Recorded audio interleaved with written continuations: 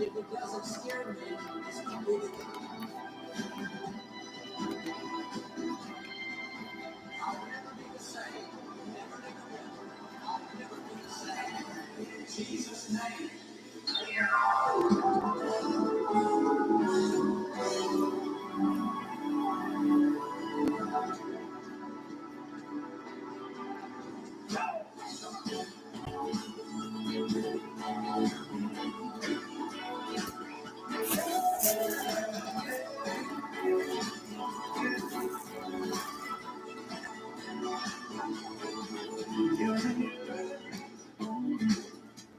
Beneath my feet, oh, standing on a promise so sweet. Yeah, your word is etched on my heart, and there's nothing that can wipe away these permanent marks. Oh, I put all of my plans in your heavenly hands. Oh, your cause is my own, and your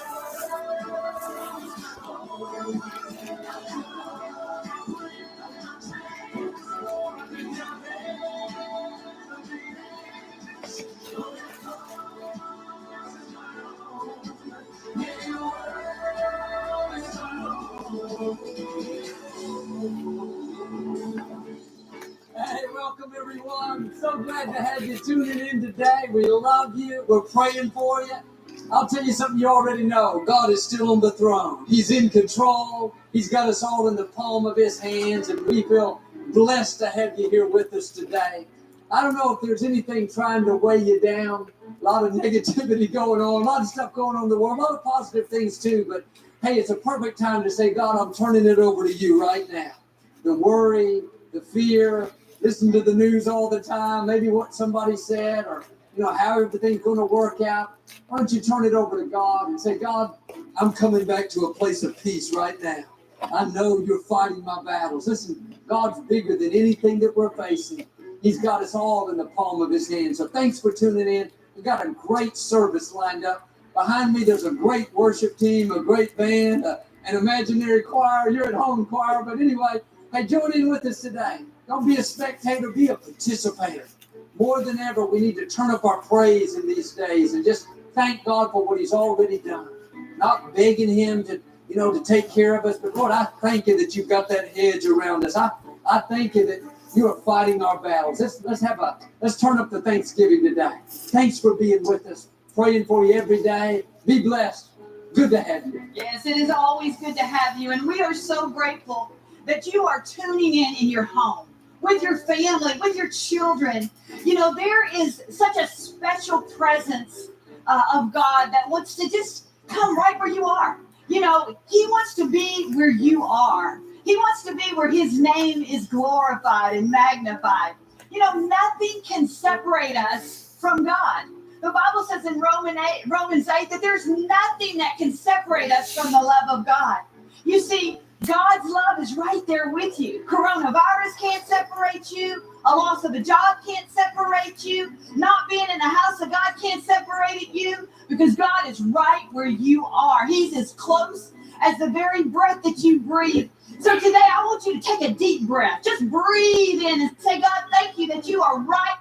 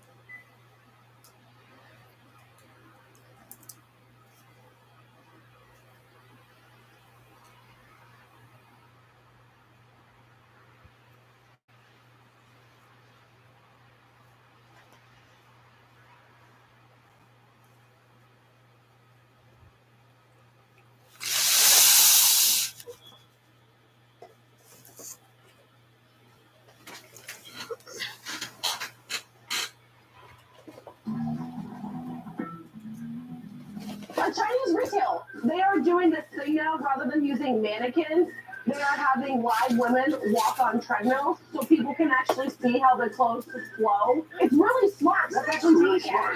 It's really smart to see how clothes look like. So they just have women just standing in front of the store just walking. It's kind of like the Abercrombie stores when they would have the hot guy model with the jeans in the front. Yeah. I mean, it's kind of cool, but are they getting paid by the hour? Like, what's going on here? Yeah, they're models. It just seems like messed up. Why? Why? It's like you're getting paid for an hour stroll. It's kind of nice.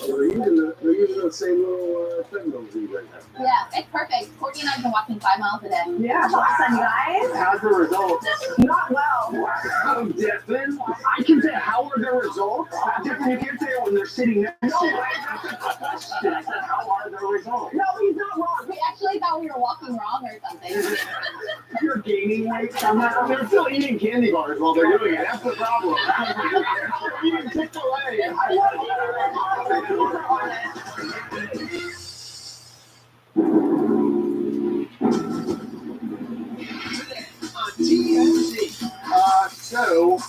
Army Hammer took a real ribbing from his mom. Are there any women out there with ribs or limbs missing? Yeah. That's what I want to know. She talked about the allegations against Army. This is such a good play to have his mom on to kind of joke about it. Oh wait, he fantasizes about cannibalism. You're judging him for what he fantasizes about? Yeah, you?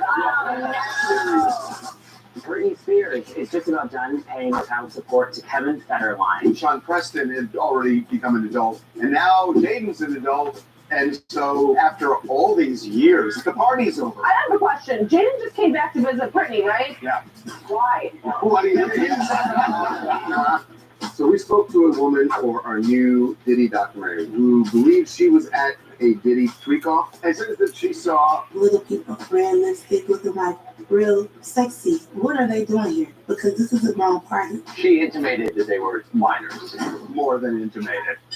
Brittany Cartwright from The Valley says that she's relieved about her divorce from Jack Taylor. Before he gets out of the mental health facility and pulls me back in, I have to do it now. She was like, he would be in rehab and rage texting me, calling me, cussing me out, but she did hook up with one of his friends. Oh, Yeah, give me a timeline. When? when he was like gone. Well, he was in rehab. Well, now we're getting an idea about the rage text.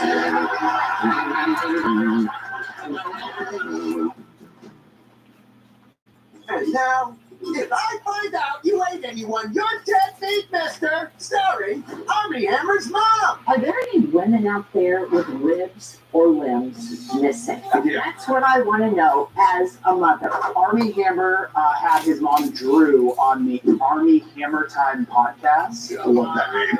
And it's a real rip tickler. Because Drew says she called Army when he was falsely accused of cannibalism to say, Look, I believe you. I just want to make sure there aren't any women walking around without limbs. Wow. I actually really like this interview. But I think it's great. She also told him, I think you learned not to put stupid things in DMs. That's hysterical. yeah. I feel like she's telling him how not to get caught.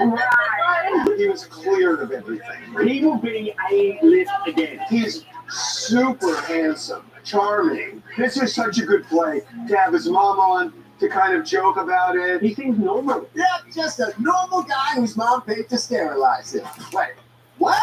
I go, Army, what would you like for your birthday this year? I believe I'm going to give you a vasectomy. Turns out Army's had a hard time since being accused of cannibalism, so he told the doctor, My mother's going to be calling you. She's going to be paying for it. awesome, right? He's 38 years old, extremely handsome, and broke. He has the opportunity to marry really Yes. wealthy. And he has now potentially blown that A lot of opportunity. people want to make kids. Jason has never spoken more truth than that. You can keep some on ice, though, right? I guess. But you know how frozen peas don't taste as good? That's not how she gets pregnant. So congrats on the podcast, Army. Who knew vasectomies cost an arm and a leg? I have to do this now before I back out. Brittany Cartwright from The Valley, she went on a Bravo podcast and she said that she's relieved about her divorce from Jack Taylor. A lot of rage texting and stuff was still going on the entire time that he was in rehab. Like if you're in therapy 7 hours a day and you're still finding time to call me names and me out and send me rage texts, and you're obviously not ever going to change. And she was like, I just had to do it because once he came out, I would go back to him. I have to do it now while I'm feeling strong, while I'm so angry. That is really introspective enough to say, I'm worried I wouldn't be strong enough to not take him back. But she did hook up with one of his friends.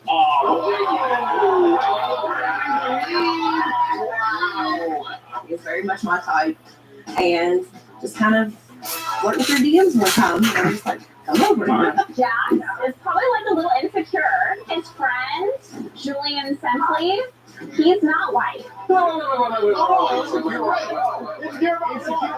hot black guy.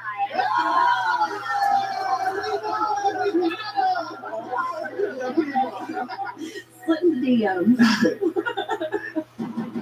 More allegations of shocking behavior at a Diddy party. This one from a woman who was at one of the so-called freak-ups. Am I gonna get in trouble? That's Tania Wallace, who's about to drop a bombshell allegedly involving minors in TMZ Presents The Downfall of Diddy Inside the Freak-Ups. We spoke to Tania Wallace for our new Diddy documentary. She was at a Diddy freak-off party, and based on what she says, it was definitely something freaky going on. She saw large groups of people, adults, having sex. The party went through the night into the morning. I asked her, did they seem like they were lucid? And she said everybody was on drugs. And that's when Tania, who says she was invited to the party by a Saudi prince, claims to have witnessed something troubling. I looked to the right of me, and in the corner, there were little people. So use your common sense. She intimated that they were minors. More than intimated. She said they were encircled by a bunch of adults. Dressed up like little Harajuku Barbies, red lipstick, looking like real sexy. But to be fair, Harajuku Girls is a look also. It is not necessarily a minor, it's a style to look childish. She was really clear on that. Little people that's not supposed to be there. Because this is a grown party. Interesting too, she said there were 3 or 4 other celebrities there, including a rapper, the way she said, a rapper that we all know. As for Diddy, his legal team issued a statement saying Tania has no credibility and her claims about freak-offs and minors are completely and categorically false. To hear more of Tania's shocking allegations, check out TMZ Presents The Downfall of Diddy Inside the Freak-Offs, available on Tubi. You're talking about underage people. It's a shame. I know it's hard out there. So Whoopi Goldberg said that if she had more money, she would leave The View, and essentially that she's having a hard time like many Americans. So wait. What? They were talking about the growing tension in America with Donald Trump being reelected. This is what I'll just play it. I appreciate that people are having a hard time. Me too. Yeah. I work for a living. If I had all the money in the world, I would not be here. So I'm a working person. I'm sorry, but Whoopi Goldberg claiming poverty is weak. But if she has a lot of people on her payroll that she's paying, then that's why. Siobhan, she absolutely does not have to work. By the way, her salary on The View is $8 million a year. She does not have to work. I think that if you're head of a company like that, you have a big responsibility to people who work for you. And I understand that Whoopi may be having some struggles, but there's no justification for her saying, I'm struggling the way most Americans are. Can you play that one more time? I appreciate that people are having a hard time. Me too. Yeah. I work for a living. You guys, it sounds worse the second time.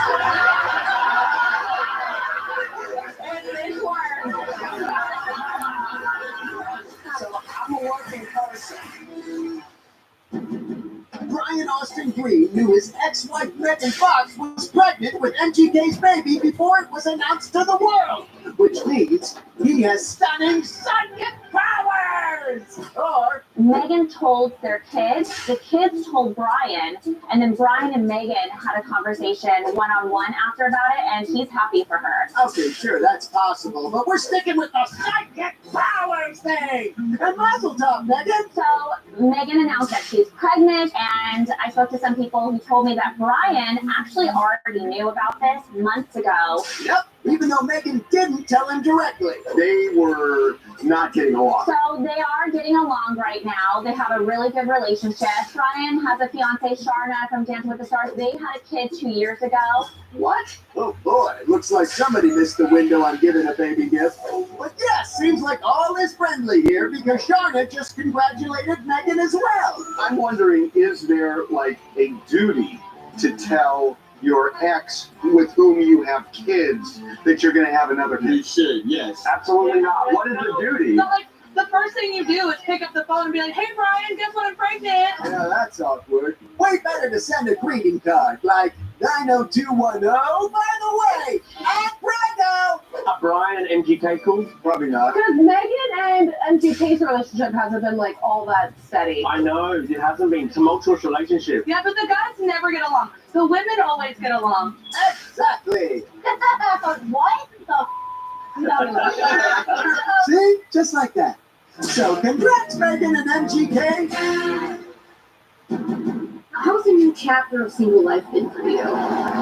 It's been great. We got Rachel Lindsay out and we asked her, she got divorced. She was on The Bachelorette. She found love on the show. Unfortunately, it didn't work. Did she marry the guy from the show? Yeah. Okay. And it went for a little. And then they got divorced. I mean, would you ever give it a shot? I know a lot of people love watching on reality TV. So would you ever give it a shot? Never go back on reality TV for dating. Ever again? Ever. Oh my God. So you do the organic way then? I would do it the organic way. I don't blame her because that last relationship that she got in from reality TV burned her so bad because she has to pay that boy $13,000 a month in a prenup. That's all. And she's a lawyer. Why didn't she have a prenup? She said that she did bring up her prenup, but they just couldn't agree on it. That's fascinating. They weren't on the same page when it came to it. The last thing you want to do once you raise the prenup is not have. That's not true. That's what I did. I raised it and then I got married. But you were a simp. You were going to take whatever. I learned my lesson. All right, what do we want? Coming up.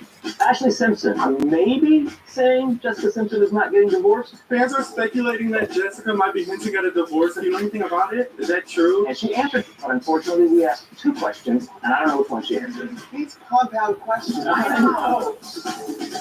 Choice Hotels has a place for every kind of thing.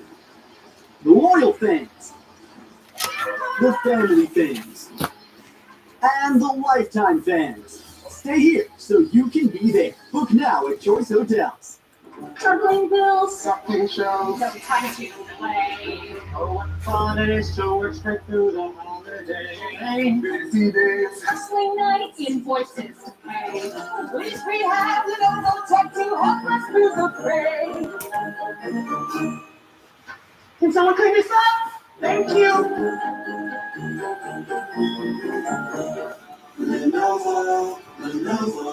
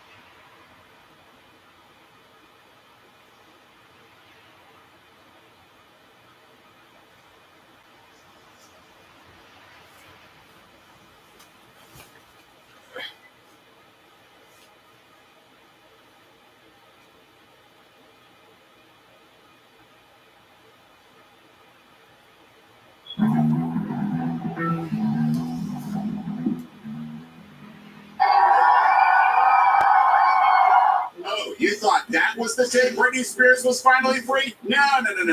It's actually this Friday. Britney Spears is just about done paying child support for Kevin Federline. On Friday, that is the day that Britney will make the final payment to Kevin. $10,000, which she's been paying twice a month for Jaden James, who recently turned 18. And then it went up to $40,000 in 2018, and then it went down to $20,000 again because Sean Preston had already become an adult. You're Kevin Federline. What do you do with the last $10,000 check? It's not for him, it's for the kids. Yeah, sure, for the kids. But hey, if there's a little something left over for Daddy to take a little me time, who's getting hurt? You spend it on the children because that's what the court said you have to do with it. Britney fan sites on Twitter, everybody is counting down for the last payment that she has to make to Kevin. Why do they care?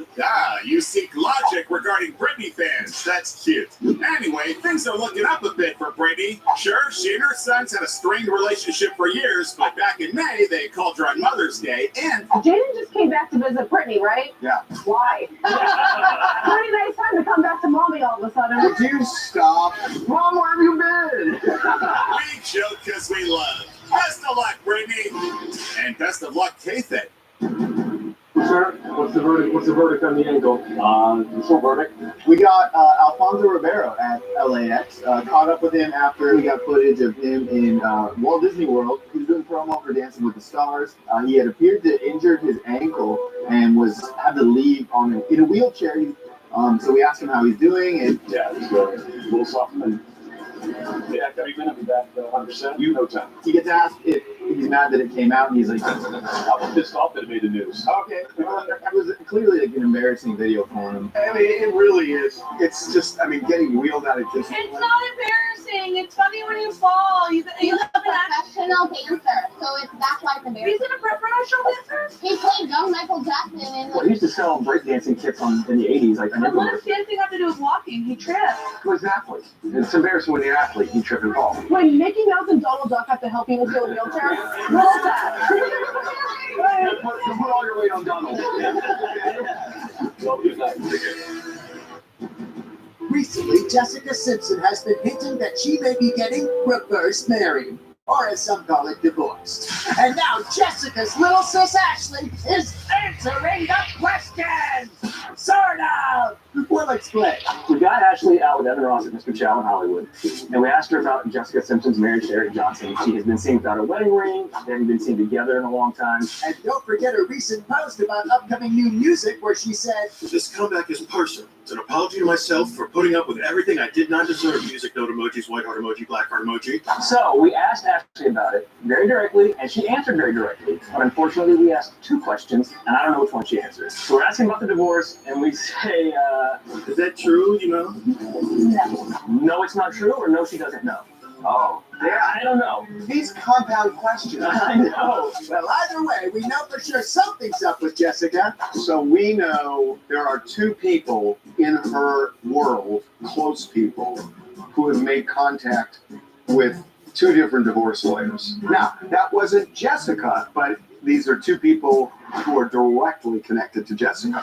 Point is, which question was Ashley saying no to? And did she say N-O or K-N-O-W? Well, that wouldn't make sense. That makes zero sense. That doesn't make any sense. In his defense, he said way dumber stuff. Thanks for answering whichever question you were actually answering, Ashley Simpson. Thank you. Add another name to Chappell Roan's enemies list. Billboard magazine, beyond doing charts, they are an industry-trained publication for the music industry. So Billboard posted a story that Chappell Roan has split from her management. And Chappell just comments, "Y'all suck for this." Literally all they reported is she split with her management, and she's angry about it. No, she's saying, "You suck for reporting this. I had a breakup with my management, and you're rubbing it in the management's face." It's not rubbing anything. It's just reporting Chappell Roan has split from her management team. She's one of the biggest stars in the world. When she splits from her managers, you report on that. If she doesn't want to be famous, don't be famous. No, but can I tell you something? It's a great twist. What we've complained about for years is all the thirsty celebrities. She's the antithesis of that. It's kind of interesting. Why can't an artist say, I'm simply in it for the art, and that's all I care about, and I don't want you talking about me. It's not a cheap illustration. These are the very admirable quality. Is she with somebody? How dare you want to know that? That is rude of you. Leave her alone. Yeah, why would we even question what kind of relationship she has? Okay. Don't even look at her. I'm out. I look like Mount Sutton is moving on from Avril Lavigne. You have her the mystery girl. I think you kind of know who the mystery girl is. Brittany from Love Is Blind. No, what now? No, You got 3 wishes. How about free talk, free text, and free data? You just got text now. The only phone service with unlimited talk and text plus data for essential apps, all for free. Like free. No bills. So text me, email me. It's free.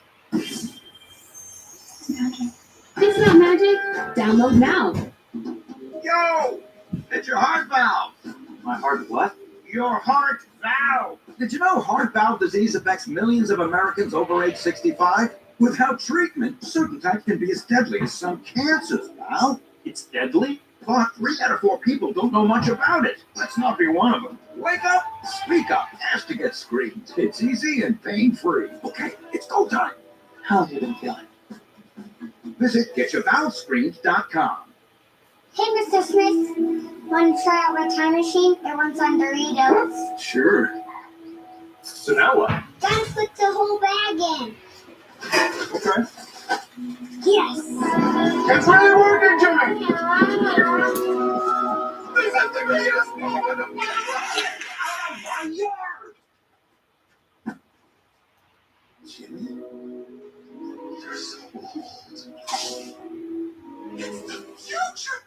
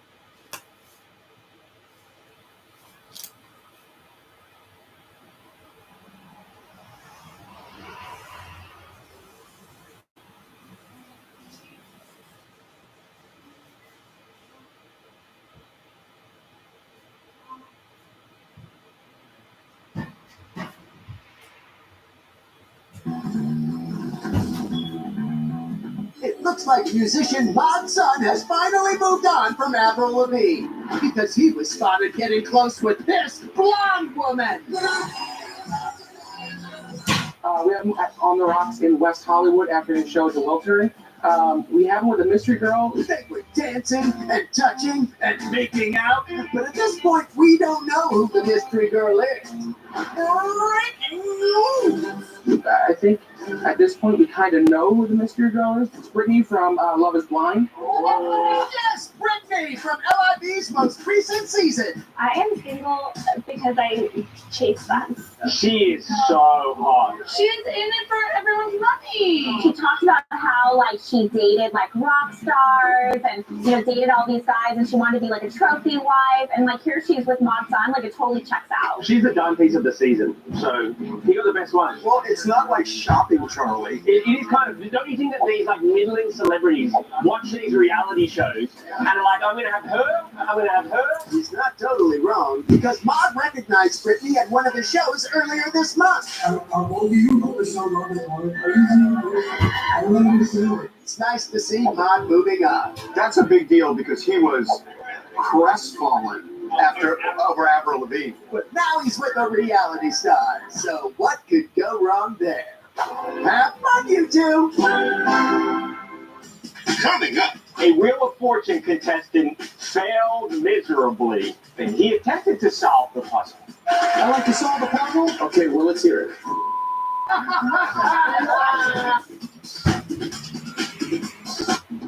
Yo! It's your heart valve! My heart what? Your heart valve! Did you know heart valve disease affects millions of Americans over age 65? Without treatment, certain types can be as deadly as some cancers, pal. It's deadly? But 3 out of 4 people don't know much about it. Let's not be one of them. Wake up, speak up, ask to get screened. It's easy and pain-free. Okay, it's go time. How have you been feeling? Visit getyourvalvescreened.com.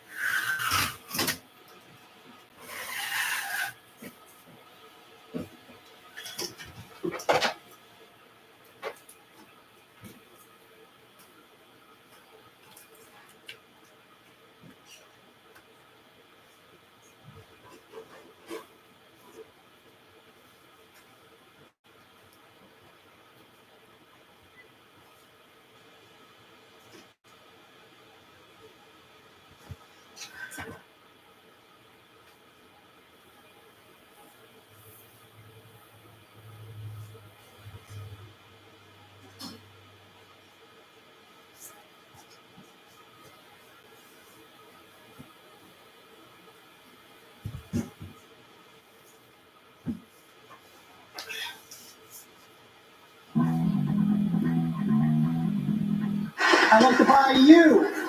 Well, you're going to get 3 U's. A Wheel of Fortune contestant failed miserably, on the show. So, 6-word puzzle had made a lot of progress. He attempted to solve the puzzle. I like to solve the puzzle. Okay, well, let's hear it. Treat yourself a round of sausage. No. I'm sorry, that's not it.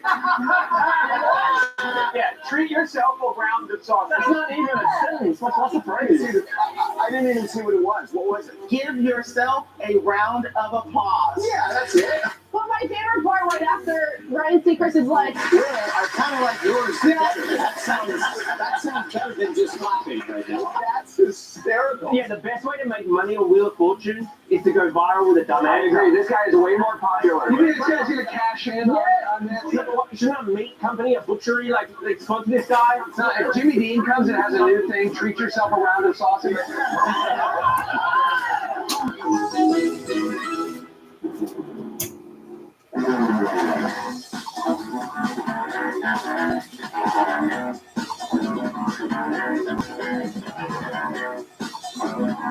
Welcome to TMZ Live. Popular Charles here. So there is fallout, late night fallout from the election. The late night talk show hosts were apoplectic last night, all of them, and Jimmy Kimmel in particular is also showed real emotion. Yeah, he was clearly very upset and moved by the election results.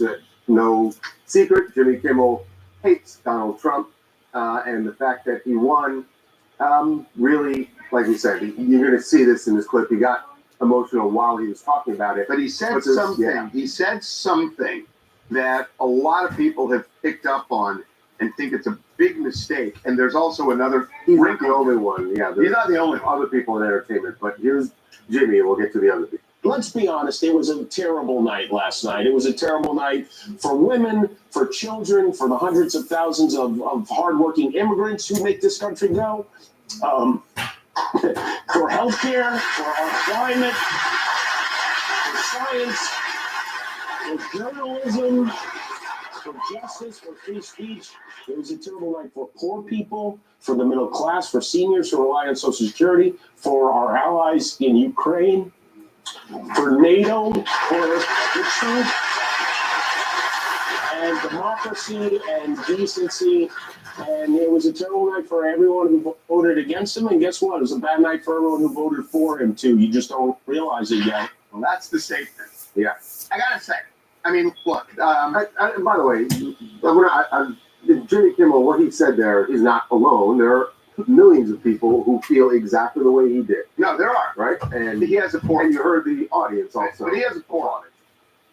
There are a lot of people who think, and I'm among them, that one of the reasons Trump won the way he did was there were a lot of people who don't necessarily go out and vote, but they decided to because a lot of people are saying that that people who were supporting Kamala Harris were shaming the voters who supported him.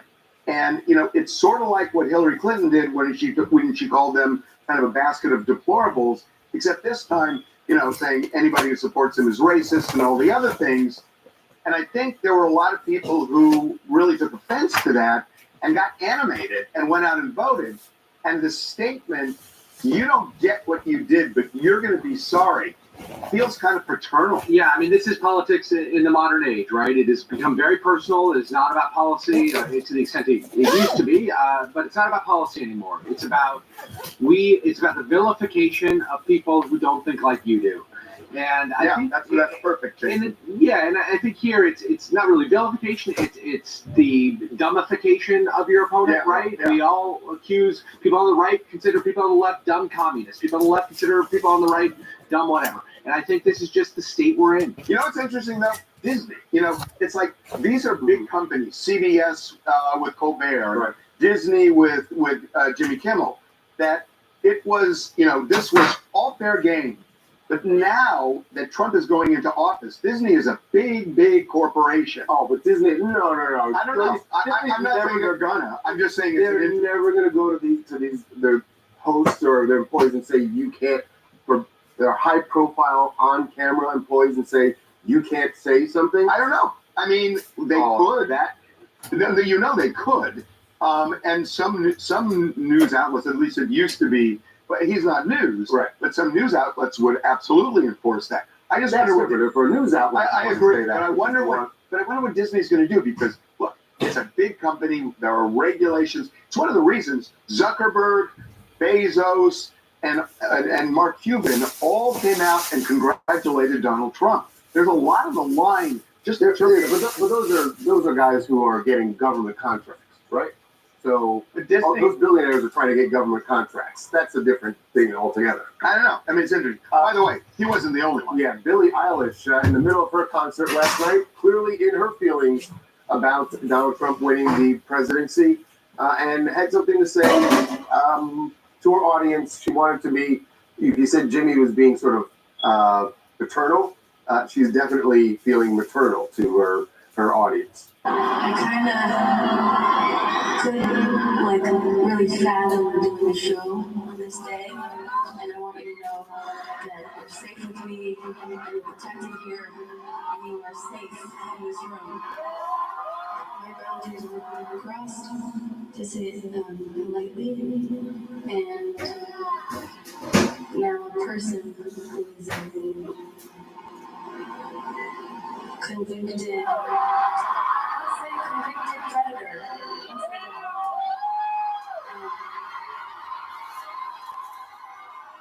That was really fast.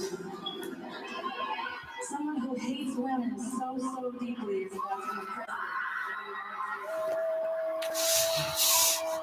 This was our concert was in Nashville. What's interesting is, and I get it more at a Billie Eilish concert, that her audience would be more homogenized and that they all feel are like-minded. Yes, but Jimmy Kimmel was interesting because there was so much applause, and you would think that there are some people who watch late night, who watch his show, who aren't necessarily voting for Trump. Oh, no, I think that's true, but I was thinking about this as we were watching Billy. I was thinking back to Jimmy, is that there are enough people to make any show popular if you cater to them. And, there are half the country is against Trump. Right. And so he doesn't need everybody. And even if he's turning off largely the other half, he's got half. And that's enough to make anything successful. Yeah. I just don't know. Donald Trump is such a wild card that you got to wonder, because there was a lot of talk during the election about, he's going to go after his enemies, going to, shut down CBS and all the other things.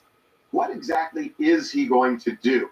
Was this rhetoric or was it real? Mm-hmm. And I'm not sure anybody knows quite yet. Yeah. I'm not sure. Hi, this is Susan. I'm actually in Nashville. And yes, we don't know what Donald Trump is going to do, but what I do know is that a majority of the country woke up yesterday and we were discouraged from actually showing up. So you have Jimmy Kimmel, you have Billie Eilish, who wakes up and says, I couldn't even see myself doing this show today. But regardless of what happens, I really actually commend her for using her platform and speaking up and telling women, you have a safe place here with me, because regardless of who was elected as an official, we need to make sure that we create safe spaces for women and minorities. And that was a truth that we needed to hear, despite any type of backlash that she may receive. That's all fair. I don't think she's going to get any backlash. The only thing I would say about what you just said, the only bone I have to pick on that, when you said the majority of people woke up and they were upset. Everybody's so used to Democrats winning the popular vote. He won the popular vote this time. So at least in terms of voters, the majority were actually for him. Yeah.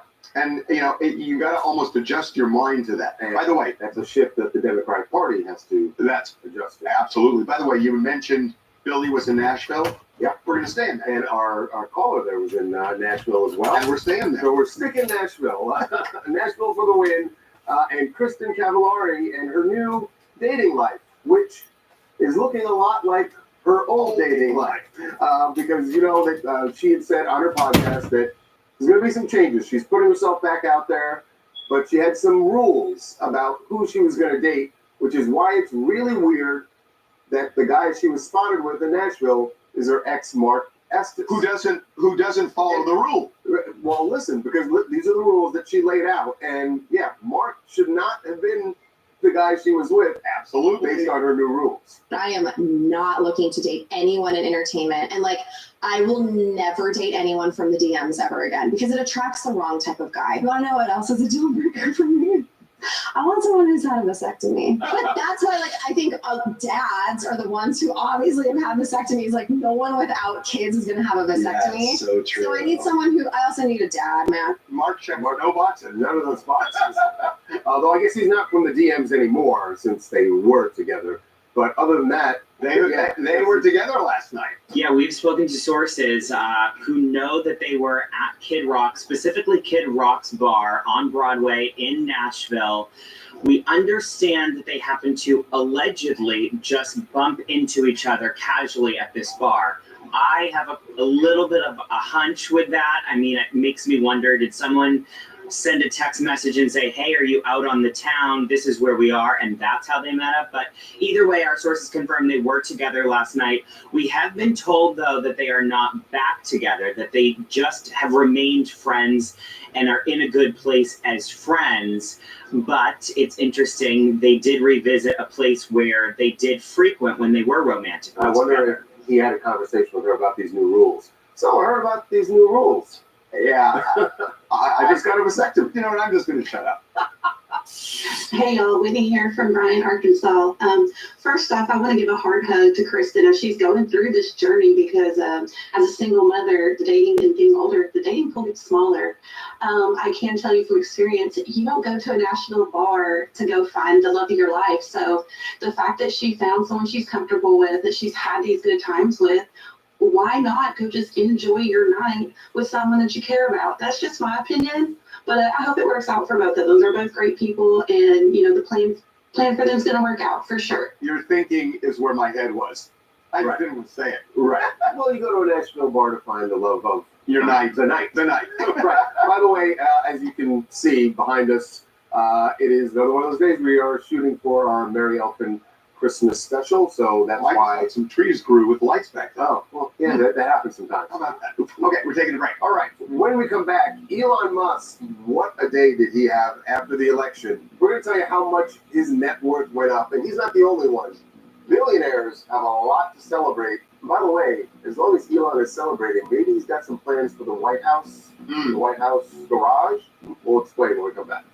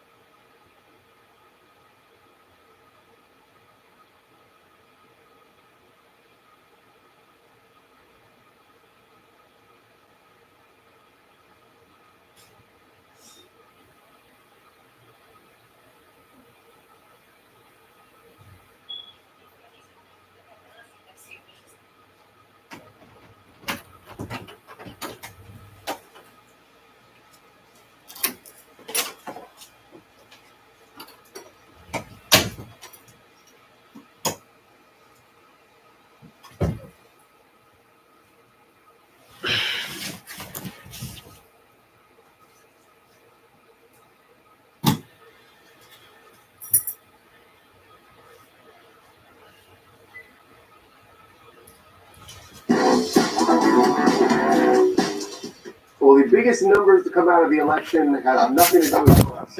Nothing to do with votes. Although some people on the left might say that these numbers have a lot to do with the election numbers, because Elon Musk gambled big time. He put all his chips in on Donald Trump. If this were Vegas, it would be the biggest bet in the history of betting. And he put all the chips in on Donald Trump, and it paid off in a huge way yesterday. The day after the election. He is, as of the day after the election, $26.5 billion richer. $1 billion richer. I still remember when it used to be, when you would hear that someone had 26, like that was one of the wealthiest people in the world, had $26 billion. I remember when there was nobody is a billionaire. Right. And now he's got, he is approaching $300 billion. He's got 290. And he wasn't the only winner. Yesterday, and we should say that, look, yesterday, every billionaire, most of them made a lot of money because the stock market went way up. And Jeff Bezos, who was not out stumping for Donald Trump, but still managed to increase his wealth by $7 billion. And I think, just in terms of Bezos's play, his play was neutral. Yeah, that's what he did. And he got a lot of criticism, with the Washington Post because they didn't endorse a candidate, and he kind of made that decision at the last minute. But he benefited. A lot of these billionaires are benefiting in a big way. But Elon especially, it's not just money, it's power. He's got enough money. Elon Musk, from everything we're hearing, is going to wield an enormous amount of power. He will be in President Trump's ear, have his ear at all times. And I guess that's to the victor go the spoils, right? He put all the money in on the campaign, created this PAC for him, this super PAC, and so that's what happens when your guy wins the election. And one of the things they're talking about with Elon is giving him the power to start looking at all the regulations in federal government and try to deregulate a lot of things. And that aligns with his... That's a major problem because he has companies that have government contracts. I know. If that's what they end up doing. That feels like, from everything we're hearing, that's where he's gonna be. I mean, it just seems like this is a recipe for disaster. And Jeff Bezos, Mark Zuckerberg, all these guys are hedging their bets, and we're scared to say anything about Donald Trump because they know how vengeful he is, and they know if they were to speak out against him during the election, that he would come after them if he became president. So that's why that they didn't want to speak out about him, and now they're just kind of kissing his feet and just hoping that their companies may the benefits of it. See, it's funny you say that.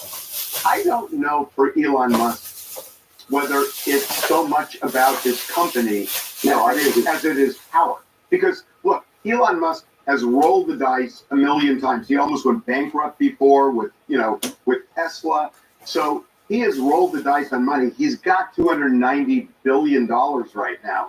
I think power is more important, right? Don't you? Because the money is going to be there now. That's not an issue. Money's there, right? And the money will come and go. It'll fluctuate at numbers that the rest of us that boggles our mind. Right. Like yes, but power is the thing that he is seated at the power. By the way, it would not be crazy. It would not be crazy if Cybertrucks became the presidential motor. Absolutely. I saw it in my mind. No. I've been thinking about this. There are going to be flags on these Cybertrucks. The Cybertruck sales are lagging. They're not anywhere near what Tesla would like it to be. And what more high-profile positioning for it. I could see Donald Trump saying yes to that in about 1 second. I'm really serious. He doesn't have to worry about it anymore because he's not going to run for re-election. Yeah, he doesn't have to, but the party does, right? And that would really... But he's going to say it's still American-made. Yeah, but right now it's Cadillac. And it has been for a long time. I know. You betting against that? No, I wouldn't be shocked, like I said, but I feel bad for Detroit. I'm Justice from Arizona. I've really been trying to be optimistic about the future, but this is not looking good for the working class. A billionaire, a trillionaire does not need to be involved in our government. He's disconnected from what we have to go through, and the rich getting richer is never a good thing. So I'm trying to keep my head up, but I'm scared. Let me ask you a question about that.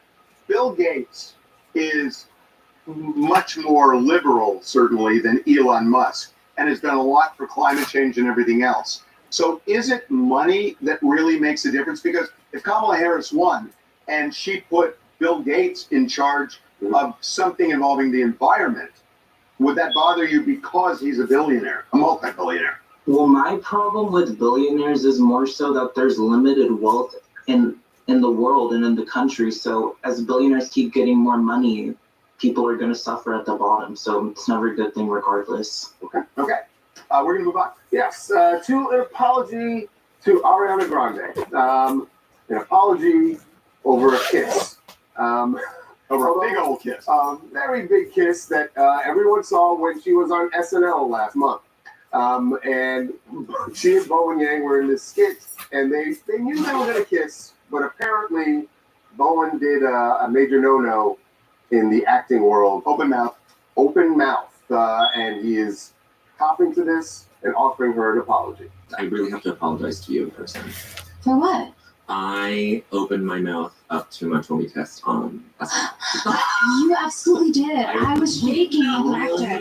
No, not in a bad way. Not in a bad way. In just like a disarming way. But you acknowledge, you said you absolutely did open It was up. absolutely too open. I'm kidding. No, but for the characters, it was perfectly open. It was actually Ariana's idea to have the kiss because their characters on SNL didn't even have like a kissing scene, and it was Ariana that was like, "Oh, we should probably kiss," and she did end up saying later that even in the rehearsal, the mouth was a little too open too. But by the way, not that it matters, but just to add, Bowen isn't really into her, if you know what I mean. Yes, so in a Bowen way, is openly gay. yes. So And she, you're allowed to say it wasn't, that. I think it wasn't inappropriate. Isn't that his? He can say, "Look, I don't kiss women. I don't know. I thought that's what you like." You could say that, right? Really? I think that's what you say to Ethan when Ethan's questioning things after. Less is more. I kind of felt like you were going to say that. It was just a joke.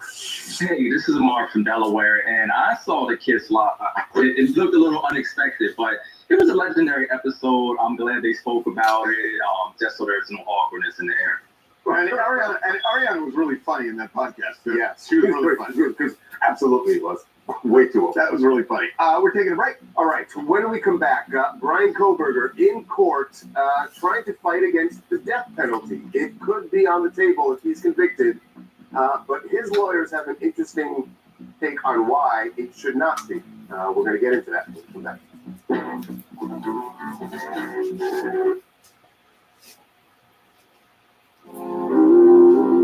The darkness of bipolar depression made me feel like life was moving on without me. Then I found a chance to let in the light.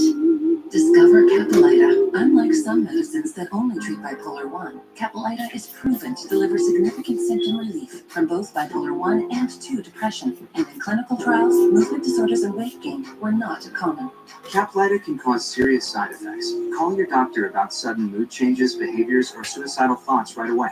Antidepressants may increase these risks in young adults. Elderly dementia patients have increased risk of death or stroke. Caplyta is not approved for dementia-related psychosis. Report fever, confusion, or stiff muscles which may be life-threatening, or uncontrolled muscle movements which may be permanent. Common side effects include sleepiness, dizziness, nausea, and dry mouth. These aren't all the side effects. In the darkness of bipolar 1 and 2 depression, Caplyta can help you let in the light. Ask your doctor about Caplyta. Find savings and support at Caplyta.com. I can't believe we used to hibernate this time of year. Happy holidays from our Scana family to yours.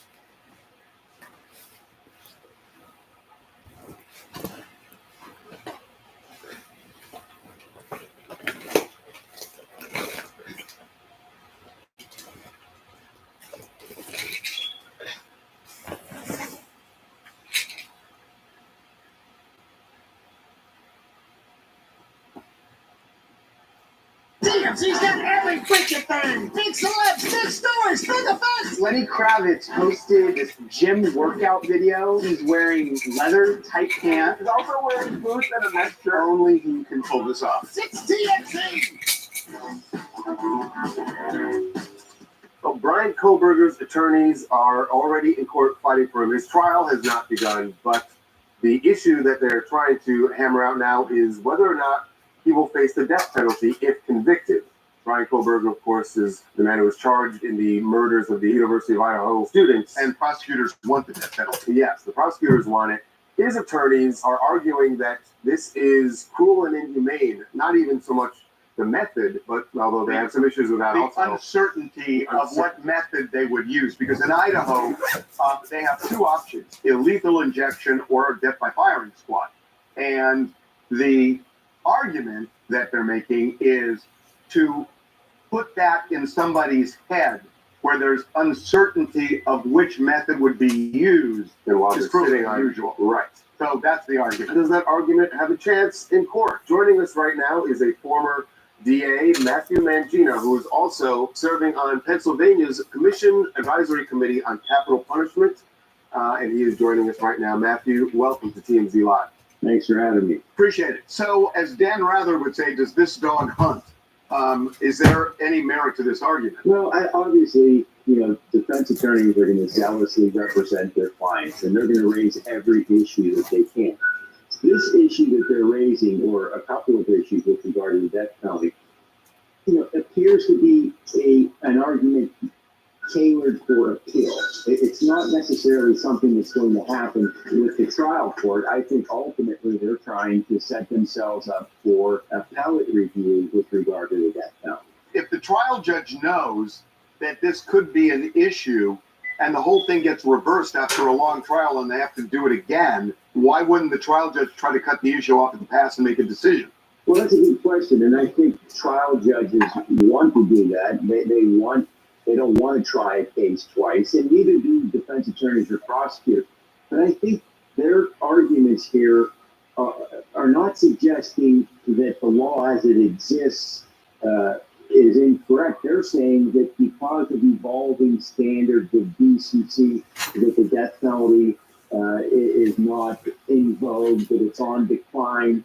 But I think that that's ultimately a decision that an appellate court will have to make. And frankly, I don't see the Idaho Supreme Court or the United States Supreme Court with its current makeup is going to say that the death penalty is cruel and unusual and should be banned under the Eighth Amendment. With regard to the issues of which type of or which method of execution is best, the United States Supreme Court has never said that any option with regard to execution is unconstitutional, including the firing squad. And the firing squad has been used in the modern era of the death penalty. Yeah, in Idaho, right? I mean, I think, 1970 something? Idaho had used it once. No, it's Utah. And if you think back, when there was a period of time where the Supreme Court said that the death penalty was arbitrary in the way it was being imposed, the first execution that came back after the Supreme Court reauthorized the death penalty was the firing squad, Gary Gilmore in 1977 in Utah.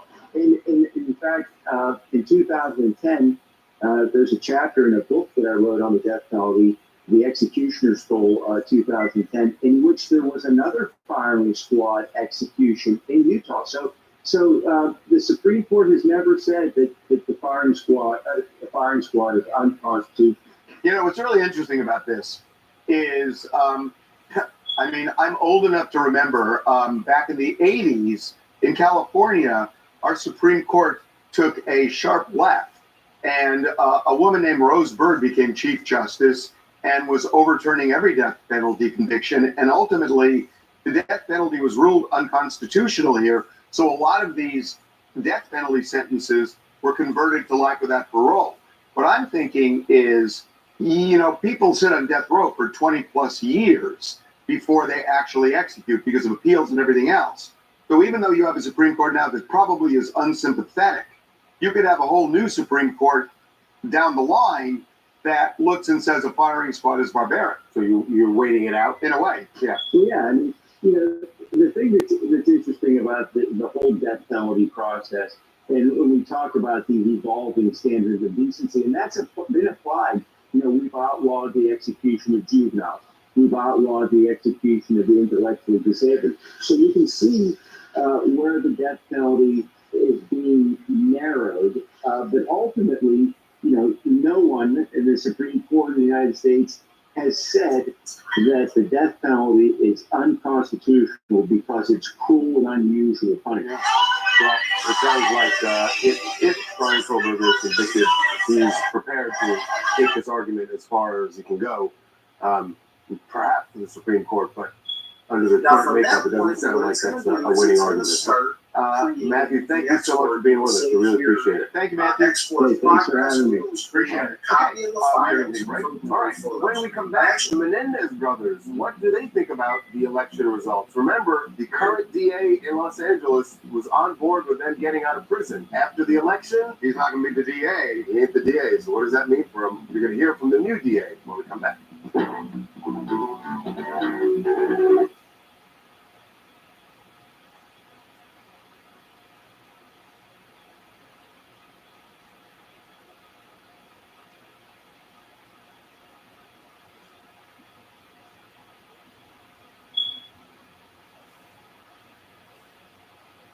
Broken, we're all this kind of stuff, and we have the wisdom of God. We have the wisdom of God. Someone says, well, answer, we fail to access it. We don't acknowledge. We don't get it involved because somehow, some way, religions convince you. Well,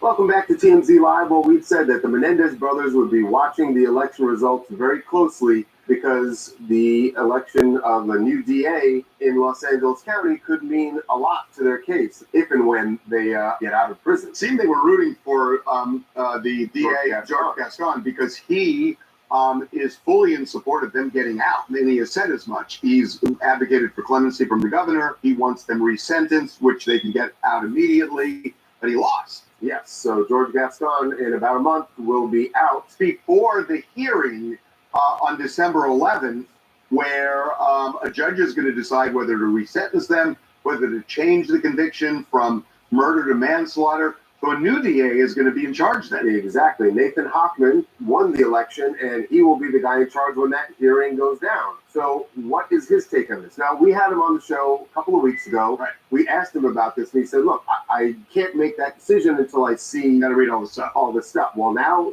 he's won the election. He has the ability. Would he be able to see it before he's sworn in? Well, Probably not. when you right? say see it, I can tell you The my, stacks. my recon is the judge in this case just got 17 boxes of material. So it is a lot. Be careful what you ask. Yeah. But this is after the election now. We spoke to Nathan Hochman again. This is what he is saying about the Menendez brothers case. I will expeditiously be able to go through all this information. Certainly will have a high priority, as will other similarly situated cases have a high priority on my desk. But we're not going to delay for delay's sake. If I ask for additional time, it'll be the time I actually need to conduct this review, and hopefully no additional time beyond that. Because one way or the other, the Menendezes, like every defendant, deserve a decision. But I won't delay for delay's sake on my end. I will work as fast as I can. Yeah, I'm not sure what that means in terms of time. If he were to read everything, it's going to take him a long, long time. Yeah, I mean, now, if he's going to rely on people within the DA's office who can brief him, that's a much more truncated way of, coming to a decision. I think you're right, but he gave a very responsible statement for the new DA because he ran against someone, George Gascon, who was soft on crime, and a lot of people thought this smelled like a political stunt, a way to get votes potentially in the race that he was behind. It sounds like Hochman's just going to take it seriously and come to a conclusion himself, take a fresh look at everything, and that may take a while. To your point, it's a lot of boxes of information. Now, we should say, even if he decides, I oppose them getting out, that doesn't mean it's over. It just means the DA is saying we oppose it, but it is on the table. There is a hearing on December 11th. There's another hearing late this month, and the governor has a petition for clemency on his desk. So whatever the DA says, it's going to be easier for them if the DA stays on board. But even if it does, it'll happen. Absolutely. And it could happen in one of three ways: resentencing, changing the conviction, or clemency. I agree with you, but this Governor Newsom may not want to touch this. This is sort of a radioactive issue at this point, so I think he wanted the avenue through the court system. I'm not sure Governor Newsom is going to be open to clemency. What just occurred to me when you said that is I don't think the election helped the Menendez brothers at all, because Gavin Newsom, I think, is less likely today than he was on Monday to grant them clemency. I think you're 100% right. What are you insinuating? I'm insinuating that reading the room, which is the United States, that Gavin Newsom is thinking in 4 years. Of course, right. This is Domenico in New Jersey, and I can only imagine the emotions that Lyle and Eric are experiencing today with this news. It is so interesting because we're seeing their case being held up in limbo following the political landscape in LA. And I can only imagine that their emotions right now must be on quite a spectrum, the full spectrum, including frustration that as a result of this 35-year experience, there is now yet another curveball. And they're posed then with this question of who is ultimately in control of their freedom. Well, the courts. Yeah. The courts will make the decision. But by the way, this has been political from the jump, because in the sense that the public interest in this, I think, has magnified the authorities making a quicker decision than they might have otherwise. So, you take the good with the bad. We're going to move on. Yes, to Halle Bailey, who is pissed, really upset at the father of her very young son. That would be rapper DDG, because DDG had their son last night, and took him out for a night with the boys. And one of those boys being Kai Cenat. In fact, DDG brought the baby to Kai's live stream, his Twitch stream. So tens of thousands of people watching them hang out. And she was really upset. But she apparently had no idea this was going to happen, and heard about it or saw the live stream and started tweeting about it. She was posting saying, this is not something I signed off on. She says, "Hi, everyone. Just so you know, I am out of town and I don't approve of my baby being on a stream tonight. I wasn't told or notified, and I am extremely upset to have my baby in front of millions of people." That's giving Kai a little too much credit. I am his mother and protector and saddened that I wasn't notified, especially when I am out of town. As a woman experiencing severe postpartum, there are boundaries that I wish to be respected. Nobody knows what someone is going through until they snap. Ooh, well, that's odd. No, it's very odd because Hallie and DDG are known for posting Halo on their social media accounts all the time. When Hallie and DDG were together, they recently broke up. They were always posting their baby. They were always going live with Halo. I think Hallie's last TikTok, when she had millions of followers on TikTok, is a video of Halo. So it's just really weird that she would come out and kind of come for DDG about posting Halo on the internet when she does the same thing, even for Halloween. Well, it sounds like what her issue with is Kai Cenat's audience. And I don't know who his audience is, but maybe that's because you're right. If she didn't say that. But if she's putting him on her TikTok with millions of people who see that, then why do you have an issue with millions of people seeing him on Kai Cenat's stream? Well, it just could be that there's bad blood. DDG's also a streamer, and his audience could be taken as the same as Kai's. But we should also say that Hallie must have thought with her thoughts. She must have sit down and, taken a step back because she did tweet today and she said that she overreacted. She said yesterday, maybe I did overreact and should not have brought it there. I know Halo is always safe with his dad. I just don't like finding out with the rest of the world what my baby is doing. So I can see that understanding, but I'm glad that she did at least kind of take a step back and realize that she kind of did just a little too much.